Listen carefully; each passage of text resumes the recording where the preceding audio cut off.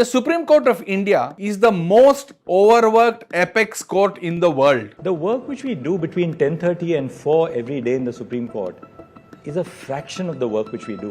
Every judge of the Supreme Court works for 7 days in a week. Court vacations are not a luxury but a necessity. Critics argue that these extended breaks contribute to judicial delays and backlog. What people don't know is this, that most of the time in the vacation is spent on preparing judgments which you have kept in reserve. To confuse and conflate the backlog in the system and link it to the judges' vacations demonstrates a complete lack of context and perspective.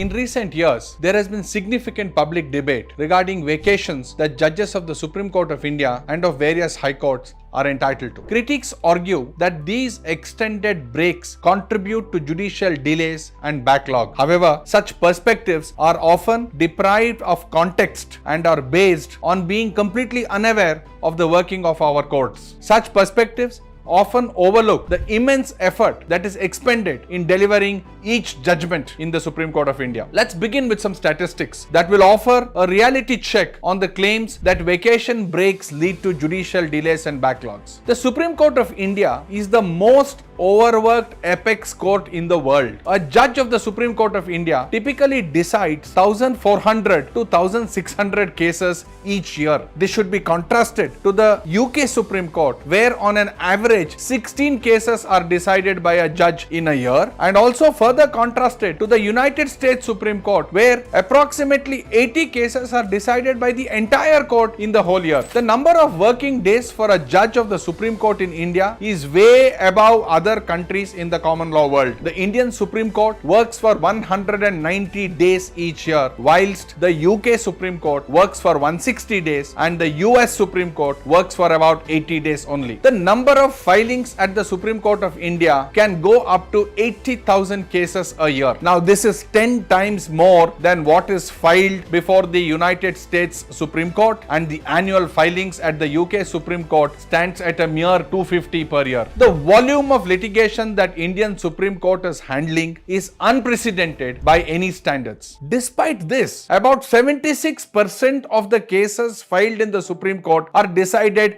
within a year of their filing. Now, the critics often lack the understanding of how onerous judicial work indeed is. To presume that if judges are not holding court, they must be holidaying is a proposition that has no insight of what it takes to deliver a judgment in the apex court. Hearing arguments of lawyers, often lengthy, in court is just one part of judicial work. The bigger and more onerous task is analyzing such arguments, arriving at a judicious view, and thereafter framing and drafting detailed judgments. This also involves enormous research and study. To argue that judicial delays occur because judges receive extended vacations is far from truth and reality. Quite to the contrary, judges in India are overworked to the brink of exhaustion. The problem that Indian judiciary faces is the volume of litigation and the minuscule number of judges in the country. In India, there are 21 judges per million population, and this is abysmally low by any international standards. No doubt, the Indian judiciary needs more judges, more infrastructure, and also some reform. But to confuse and conflate the backlog in the system and link it to the judges' vacations demonstrates a complete lack of context